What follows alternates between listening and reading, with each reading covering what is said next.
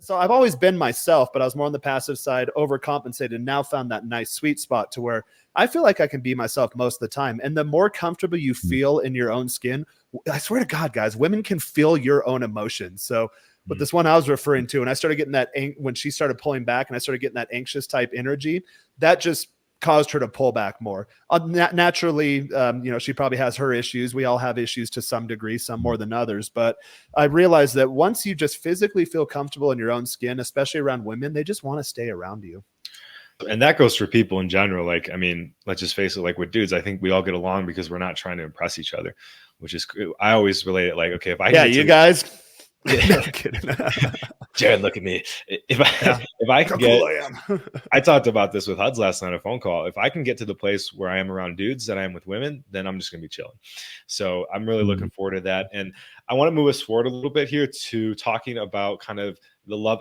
I want to start with love avoidant, actually, because Jared, you had brought that up, and I think it's a great place to start. So this diagram here shows a really good kind of cycle of the love avoidant, and you hit one of the points right on, Jaron, just the love bombing. So let's go through this together. So number one, love avoidant enters a relationship because he or she will feel guilty if they say no. So this goes for women out there watching as well. The avoidant attempts to be relational behind a wall of seduction to avoid feeling vulnerable and to make the partner feel loved or special. Man, I was just in a relationship with a love avoidant, and they made me feel so damn good. I thought I was, I finally loved, right? Number three, so feeling engulfed in any way, the love avoidant moves to a wall of resentment, anger, and gets critical of the partner. And I think we've all seen it too. As soon as, you start to reciprocate that, just like what Jaron did, I did the same thing as well. They go, whoa, you're getting too close. Like, you're pissing me off, right? Yeah, it's like setting a false expectation. It's like they go ahead and like love bomb you, and then they get into the relationship and they get what they were presenting, and then they're like, whoa, like this is not what I signed up for. And it's like, wait, but that is what you signed up for. I'm so confused. That's why you got me in the door. Like, Jesus. So that's what they call the positive intensity cycle, right? And we all see it. Like, we see, you get those good feelings, you get the come up. Same like if you're doing drugs or whatever. And then we have the negative intensity. So that is the avoidant uses resentment or a sense of being a victim to move to a wall of distance. And this one was really powerful for myself when I learned this, because that's kind of what happened with the person I was with. They're like, yo, like they never said it, but their behavior kind of showed it. Like, all of a sudden they were like, I'm being smothered, blah, blah, blah, blah. I'm just like, bro, like we were fine with this like just a little bit ago. So now in coming back to like kind of the game thing, as you learn more about women, for if you're a man, and if you're a woman and you're learning more about about men, you learn that you do need to play the game a bit, but that's for another podcast. In terms of the pure psychology, we move on to number 5. So the avoidant seeks intensity outside the relationship in order to feel alive and have a life of their own. And this is kind of, I think, the phase when, if you're dating a woman, for example, she'll start to go out and just be starting to talk to other guys or the discard. So if you think about avoidance at the extreme level, it's narcissism, right? So the love bombing is first. They're equally as insecure as the anxious. Really, they fear intimacy. So they love avoidant. They fear getting close. They kind of need it because everyone needs it. But that first love bombing, that's kind of mirroring, if you will. So they kind of, the way they do it is they'll mirror your behavior and act like you're a perfect person to kind of reel you in. Once they've got you, they then start kind of a process of devaluation. They kind of devalue just by chipping away at you bit by bit and pulling back. That's what BPDs do too. Yeah.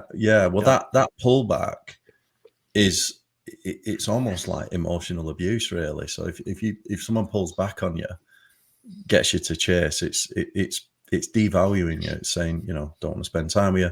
And then finally the discard, that last bit. I mean, it's not called a discard there, but if you look at is it the DSM on psychology in terms of narcissism, it's called the discard, and it's fucking brutal. You'll be dropped like that because you meant nothing, because they can't attach. You know what I mean? They're a love avoidant. They can't bond. The reason why it's so easy is because they don't actually bond in the same way. And as Joel mentioned on point number 6, so they will, following the discard, they will usually find someone else. They'll just keep repeating the cycle unless they do work on themselves. So they'll repeat it with new people, but they also do, and I'm taking this from a BPD term, they'll do what's called hoovering, which is where they'll kind of keep tabs on you. So they'll pop back up. Come back. Yeah, I told Joel I had something similar happen about a year ago or so. And the day this last girl told me, oh, hey, I'm trying to see someone. It's like, oh, that kind of sucked. The previous girl, women have a sixth sense. They are tapped in that dimension of the universe. They know exactly what's going on with you, even if you don't talk to them. The previous girl reached out that same day. Hey, how's it going? Little heart faces, kissy faces after she did the same thing about a year ago, almost to the date. Yeah. So they'll always come back. And I was telling Joel the last time that this last girl that did this recently, she will come back. She'll fall this to a science. She will do the same cycle with someone else. It'll be along the same timeline she did with me. And then she'll come back to me. And then usually, I know that this might not be the best thing to say, but a lot of times after they do that, then usually I can keep them around because then they'll vie for a relationship, because at that point I'm already over it. I'm just like, okay, well, she's fun to hang out with. She's a cool chick. I know the game she's playing.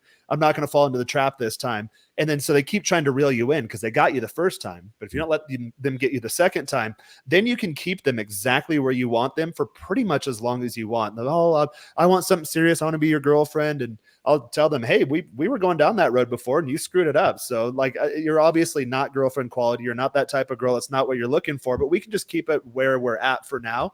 And I think that's a more comfortable place for both of us. And I've found multiple times in my life doing that. When they do come back, they'll stick around.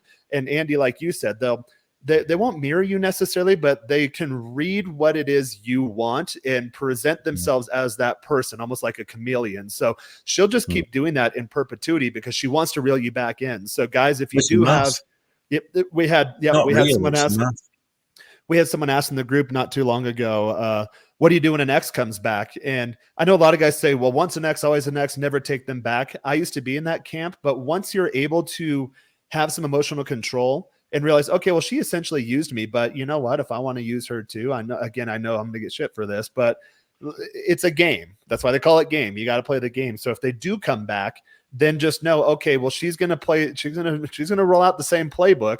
Just don't fall for it this time. And then you can have exactly what you want, but you always have to know in the back of your head to not take it seriously because she's not capable of that. And again, I'm just saying this matter of fact, not saying that's what I'm going to do, nor that's what I want to do. I like to have healthy, happy relationships. I'm just merely stating the fact that that's usually how that story plays out. Yeah. And I want to say, when you're saying, when they come back, you're usually able to keep them around. You can't keep them around forever. Like, let's be very clear on that. You may be able to make something work. I mean, they'll come and go. Like I was able to do it and get back together with somebody and spend time with them, but that lasted no more than like maybe 6-8 months, and then just boom, it exploded again. Even though I had the proper frame and everything else, so you can keep them around, but you can't keep them around forever. You already know that they're a broken person.